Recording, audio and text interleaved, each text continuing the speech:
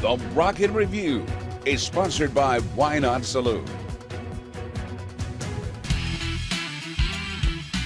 We're so pleased to have on the show an incredible international designer and artist who has done many of the album covers that you have seen over the years and continue to buy.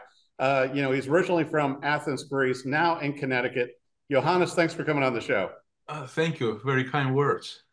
Yeah, all true. Also, when you and I started talking about this, about the many album covers you've done, and I believe it's over 350 at this time, not counting all of the comics and film posters and everything else you've done, Ioannis. But it's such iconic work that is now, being framed. It's in museums. I mean, you've done Deep Purple, Uriah Heep, Styx, Tommy Shaw, the Allman Brothers, Johnny Winter, Eddie Money. The list goes on and on. How did you get into this? Because certainly, as a young man, you started out in comic book art originally, right? Well, that's what I wanted to be. But I mean, I'm a Greek immigrant, as you know. Yeah. My family moved to the United States in the late 60s. And, I was 8, 9 years old. And so I grew up, consuming just some American culture, like every other kid, listening to the Partridge Family. Back with the monkeys and the monkeys, right? I mean, that was the early stuff, and Spider-Man and Batman on TV, and Johnny Quest and Lost in Space. I mean, it was all a floodgate of influences and stuff, and so it was different, being in an immigrant family that we have our customs, our cultures, the way it goes about it and everything. And but it was such a pull for me. It was almost like an alternate life because I was daydreaming on doing stuff like that. I mean, I wanted to draw comic books and everything. And my parents noticed early on that I had a talent in art, and they encouraged it. But I'm primarily self-taught. And yeah, I mean, it was just I mean, this is what I did, and then it was just a very improbable start. When I was 15 or 16 years old, when I got my first commission by accident. Wow. And then you started doing album covers when Stuff. you were in college, right? Yeah. Uh, my first job was I was working at my uncle's restaurant on the weekends, and there was this was at the heart of Yale University in New Haven, Connecticut, and there was a huge club scene in the mid '70s, a lot of bands and stuff going on because of the college community.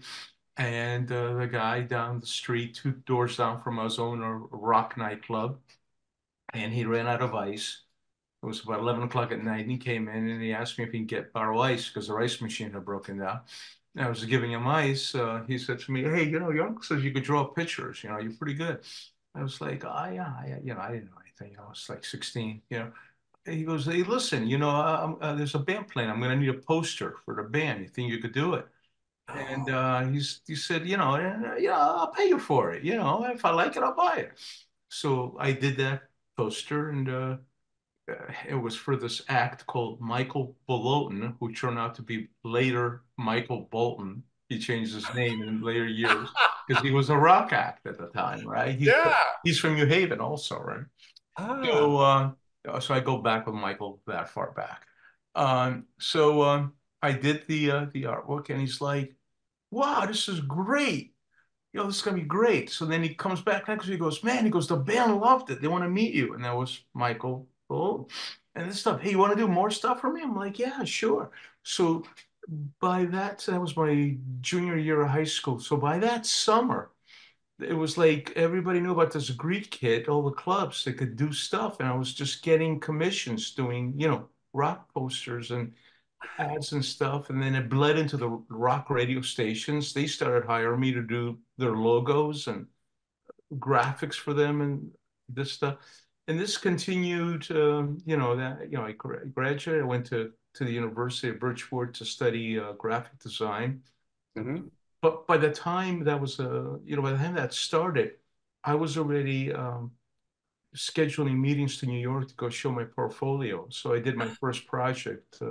in Oh my 1980 goodness. professionally. And it was a weird dichotomy. My parents had no idea what I was doing. I mean, they were just, they could not get their hands around them. I was like, when I finally made up my mind, I said, I want to be an album cover artist and do rock bands. The blood drained from their faces because, rock and roll guys were all these crazy druggies, long-haired druggies and stuff. Right. Yeah, it's like, oh no, what's our And I son getting was into? just like, well, you gotta do what? To do what? I mean, but Well, and you know what's so amazing is to where it went to the point to where you ended up working for like every major record label doing album art. Like, we were even talking about, the Guess Who and everything. It's like, and now your art, went from being on albums and CDs to being something much more iconic, and like we were talking about before, the posters, the shirts, everything that represent these bands, and you're kind of helping form that brand for them. yeah, and that's a great feeling because I mean, I was one of those kids who would go to these rock concerts to see Yes and Peter Frampton or whatever, and just daydream about what would it be like to be on the inside, to be a part of that. Because I was a huge fan of music, massive fan of music. The first album I ever bought with my own money was Deep Purple Machine Head in 1973. And I mean, they were my band. I mean, I was a fanatic. And if you had told me back then that, 3 decades later, I would, they would be my clients and I would be Right. signing artwork for them, I always just would have blown my mind. I never would have thought any of this happened. Um, And now would you've ever thought also to where, you're working on a show of your artwork that's going to be, displayed on exhibit over in London? yeah, oh yeah. Actually, what's going on is, yeah, the Iper Gallery is the largest curator of rock memorabilia, fine art prints. Uh, so if you're looking for a Led Zeppelin print or Pink Floyd, hand signed by the band, hand signed by the artist, editions, they're the guys who do it. So it's a very selective club to be a part of. And when they approached me about working with them, I was very excited. And we're launching. Well, I've already done some prints, but this month we're launching a special promotion on the 4 prints that are going out, and it's my prints. Uh, the cover for Styx, hand signed by me on Styx. Alan Parsons, hand signed by me and Alan Parsons, another one of my clients, another big thrill when I got to work with him. I mean, this is the guy who did Dark Side of the Moon and the Beatles. I mean, I was just, I remember sitting there trying to talk to him, and I was just so overwhelmed that he's like, "It's okay, it's like we can talk, And it was just like, I say, "Yeah, but you're the guy, okay?" That is so amazing because I mean, Yeah. you've met so many artists, Yeah. and bands over the years that that you're still kind of still a fanboy when it Oh comes yeah, to. absolutely. I mean, that's the thing. That's the hard thing. I mean, I know how to put it to the side to be a pro and dealing with them because it is business at the end of the day, and it's executing a product and getting stuff done. But then once in a while, you just got to kick it back and go, my God, what am I doing here? I mean, it felt like, it was, driving with Roger Glover of Deep Purple in his Audi and then going over to his recording studio and listening to the album and discussing it. I must have driven him crazy because I peppered him with like 1,001 questions about Machine Head because it was like my album, right? But Right. just to call these guys friends and talk like that and everything is just it's probably a great thrill. Um, yeah, I mean, it's funny. My break really started was when I did my first album cover in 1983 for a band called Art in America. Uh, they had a hit. They came out of Epic, and their big thing is they were being produced by the guy who produced Yes, Eddie Opford, and actually Steve Morse from the Dregs and from Deep Purple's on the album too, Wow. doing a guest appearance. So, anyways, so their manager, I did the album cover. That they got me a notoriety immediately. I there was an MTV video shot. I was on the video. I was on MTV. I started getting interviewed, and I'm still in college trying to make things happen. But it turns out their manager was the attorney for Steven Tyler and for Aerosmith. And he introduced me to Lieber and Krebs. They wanted me to see me, and they were in New York City, and at the time, Lieber and Krebs was the largest management company for hard rock. They managed Aerosmith, AC/DC, the Scorpions, to Nugent. You know, they were all at their prime in 1983. So it was a Definitely. massive, massive, yeah, massive. You know. And of course, um, so I was in there, and they're like, "Okay, we'll get this kid to start doing stuff for us." So I started doing stuff, and for me, it was just mind blowing because I'm sitting there and like, Steven Tyler will walk in, and we'll go out to lunch, and then the first project said, "We have a brand new guy we just signed, and we want you to do a logo for him. Actually, he's from New Haven, like you." I said, "What's his name?" He said, "Well, we changed his name now. He's going to be called Michael Bolton." I'm like, "Oh my God." So he walks in. Michael's like, "I know this guy." So, but It's like the that was me going to school, was working at Lieber and Krebs. yeah. I started doing work for a lot of the managers. I met Joan Jett. I remember working with them, and one of the guys, Paul, sadly has passed away. Paul O'Neill. He was the guy who created the Trans-Siberian Orchestra. Yeah. He was a famous manager, and Paul took a liking to me, and he gave me their first album cover commission, Oh my which was for a goodness. metal band called Heaven. And then all of a sudden, I started doing all these heavy metal record cover projects. I'm kind of fast forwarding through everything right now. Primarily, I started as an illustrator, and I am primarily an artist and illustrator. But as I learned my craft, I became more of an album cover designer, which meant that I can we could do creative, and I can approach it any number of ways. So I could do I could do it as an artwork, I can do it photographically, I could do it digitally, working with computers, whatever needs to be done. And the first project that had nothing to do with an illustration of mine that I did, that was like sort of like my opening, was when I worked with Mick Rock, another great dear friend who's departed.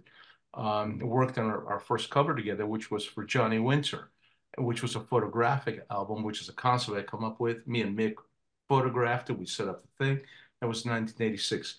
This got me more notoriety, and it led me to a job as the creative director for one of MCA's labels in '89, called Mechanic. And I did everything, soup to nuts, for them creatively: videos, photo shoots, uh, everybody from Ace Frehley of Kiss to bands like Dream Theater and guys like that. Um, just a ton of work.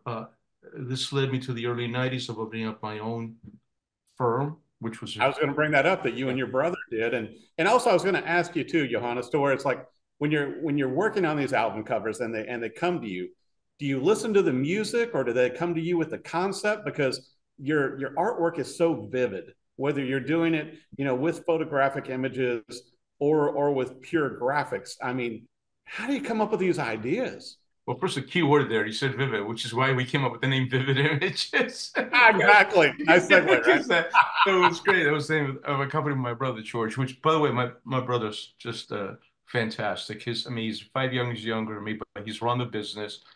He does all the social media and everything. Now he's got his own company. He's doing exclusively well.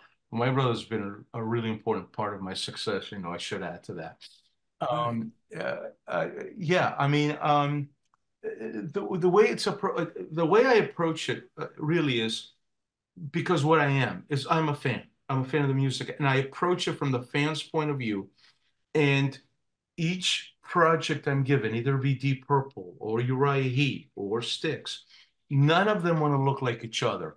And each one of them has their own fan base and with their fans appeal. So the idea is at first is to get into the heads of the fan base.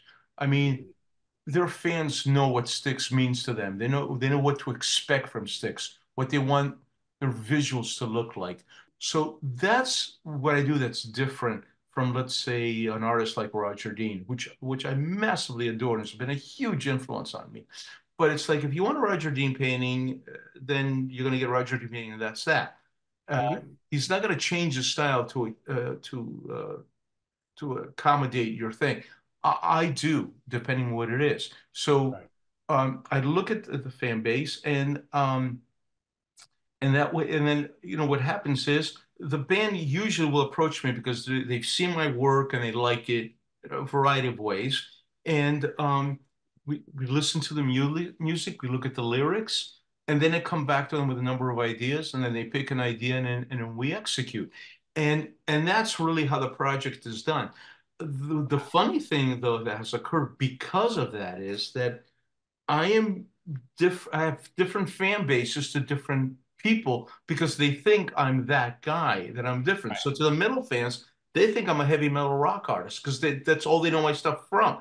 If I Right. showed them Styx or Allman Brothers, they'd be scratching their heads. It's like, is that, how can that be the same guy? This is like, this doesn't look like, that, like, But you're creative enough to be able to wear those multiple hats yeah. because And certainly, and the same thing, like you said too, to where an Almond Brothers or a Styx or a Johnny Winter is going to be much different than yes, Deep Purple, the Guess Who. yeah. Just very different styles of music, different Or directions. even the hard metal bands or the death metal bands or any of that Right. stuff. Uh, but I love it because I never know what I'm going to do next, and it's always great to to apply that. And if you see the variety of my album cover, some of the images that I brought up and everything, you could see the different styles because one's like this heavy metal illustration, and that's what I'm known for. And then there's the mushrooms or the Allman Brothers and everything, and those guys think I'm a jam band artist. Yeah, which I always enjoy that though, listening to the Almond Brothers, and looking at with the mushrooms and the artwork, it always kind of had that fantasy feel to it. Whenever I was listening to the music and then looking at the album cover in my hands, they go together so well. Well, And that's the you're whole name able of to the do. game. That's the holy grail. That's what you hope to achieve. I envision the music as a soundtrack to the images, or the Mhm. images as enhancing the music. Right. And that goes back to when I was 13 or 14, because, you know, we're from that generation, me and you.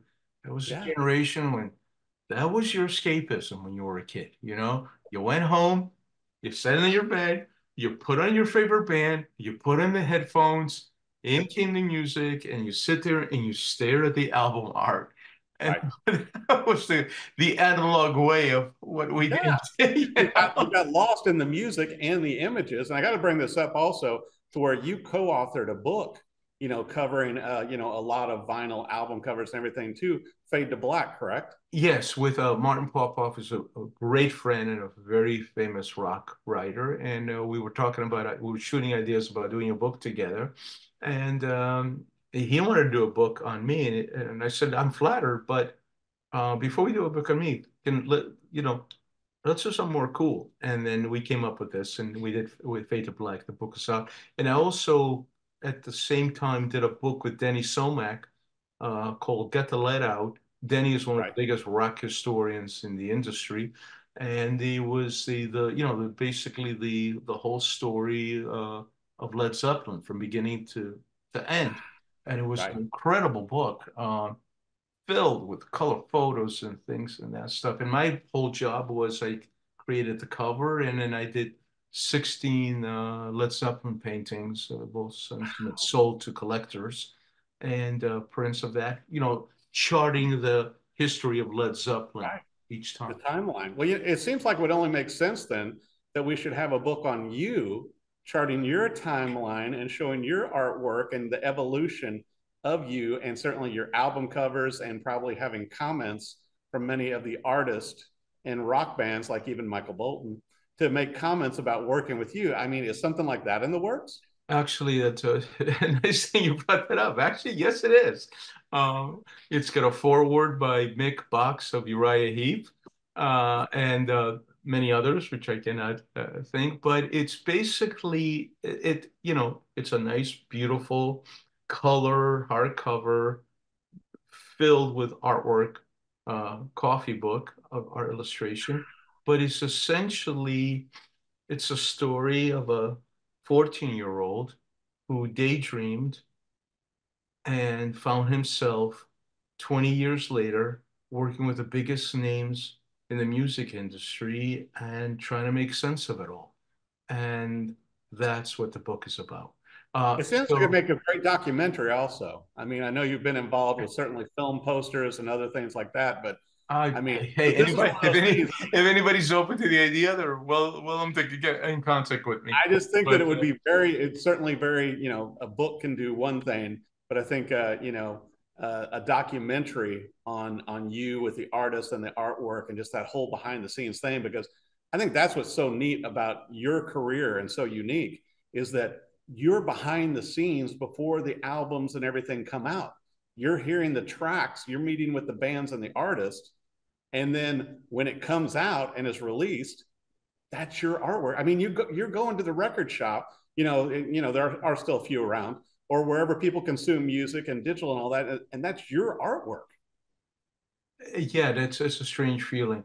I remember. Well, there's two things for me that has meaning to me. The thing that means meaning is that I always looked at art and music as, let's say, collaborative. So to meet with other creative people to me is just really amazing. So I mean, but sitting down and having conversations with Gary Rossington of Leonard Skinner or Tommy Shaw or Roger Glover or Mick Box and just talking to them and talking to them about their life and their history and everything and the thinking process and being on that level, that it just to this day I've never gotten over that. That to me is just so amazing to be in on that in in that universe, and then to be able to collaborate, create something that has meaning to them, that Mm-hmm. becomes part of their history, part of their stuff. I mean, And now you've got signed posters and artwork up in museums and all around the world, yeah, and there's the exhibit. originals. I've got a bunch. I have collectors internationally who collect my paintings, and I sell on my website limited edition signed prints of the artwork for those of you who cannot afford, what I charge for a large scale painting. But this is a great, way to go about collecting artwork, and those are worth a lot. And yeah, I mean, the funny thing is, it's funny, your life is a path and you never know how it's going to lead. But I'm sort of like back to where I started in the sense of I started as an artist, then I became an art director, and then we became a commercial design agency that we ran for 25 years, and we did everything from soup to nuts, corporate identities, but all in the entertainment industry, right? I mean, I can bore you to death with all the radio stations and radio networks and TV networks and stuff that I've done. I mean, it went that far.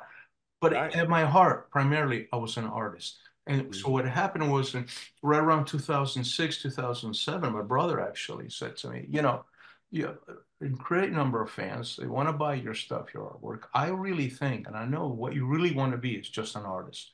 I think in your heart, you just want to continue that. I think you should just focus on your paintings and your art and so on. And that's what launched Dangerous Age, the company that I'm with now. So Right. we finally called it a day with Vivid Images, successful run that we had. My Right. brother took the rest of the clients and moved on, taking care of social media for them and so on, because we were doing all that stuff too, websites, social media, I mean, you name it, right?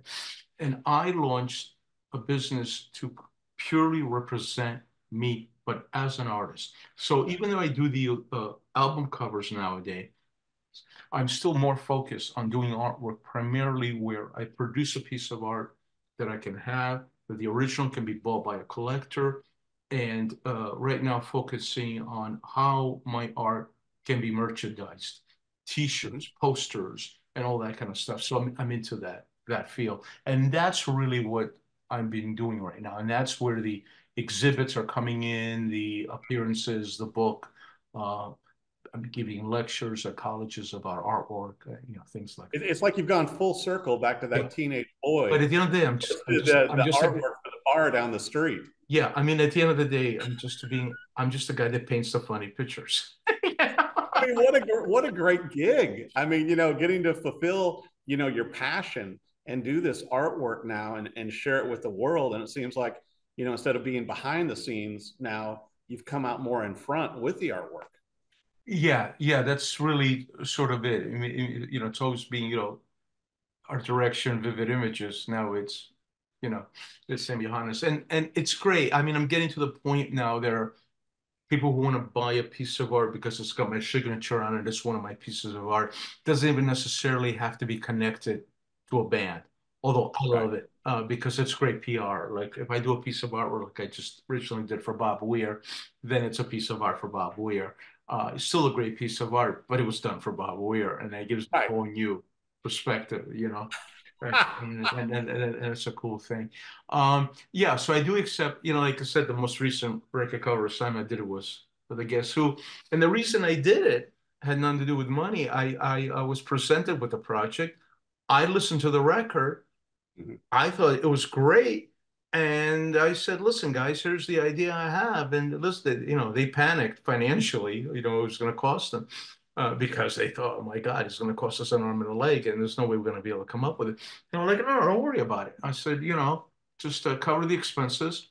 Let's just do this. And I Wow. did get a great piece of art out of it. And it was instantly bought by a collector. And, and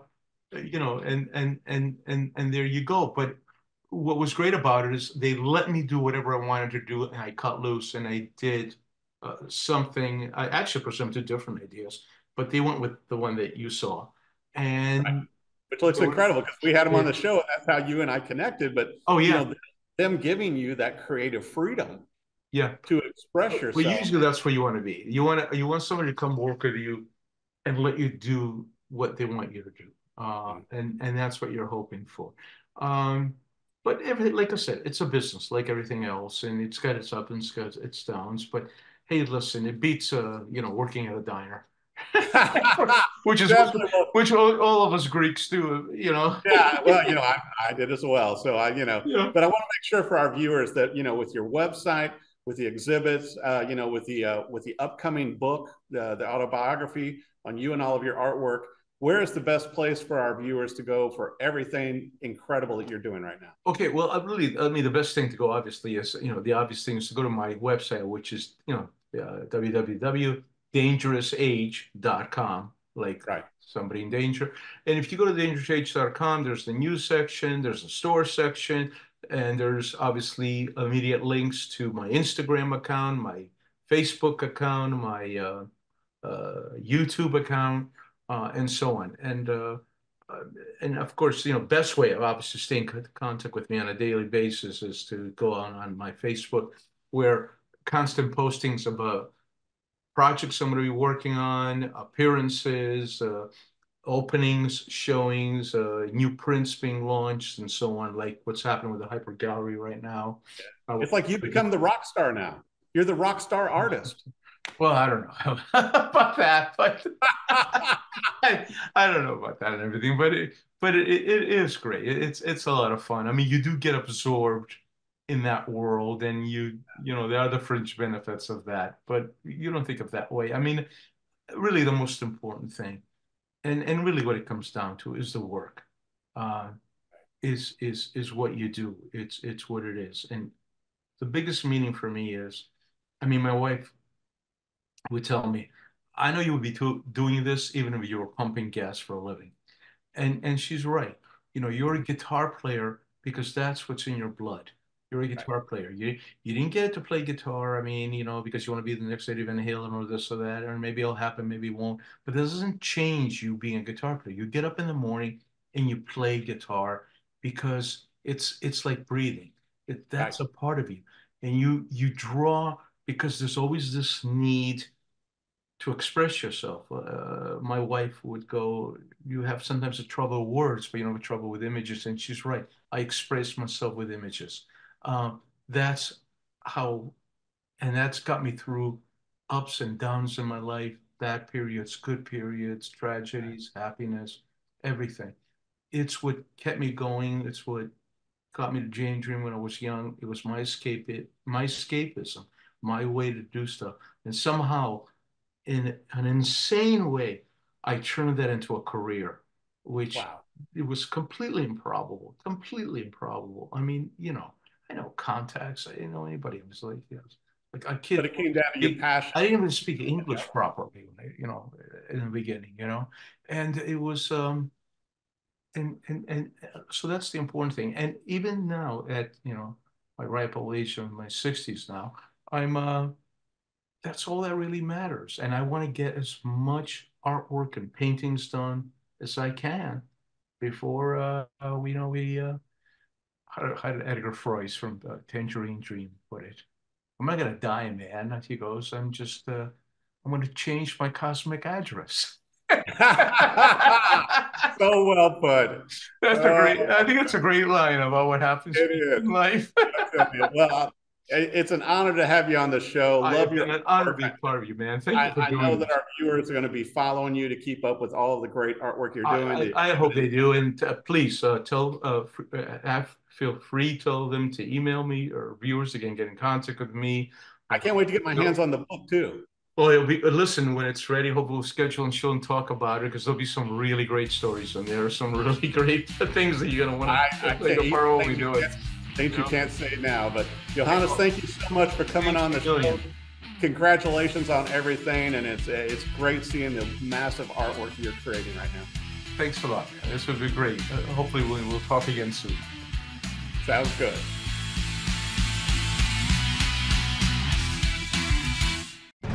The Rocket Review is sponsored by Why Not Saloon.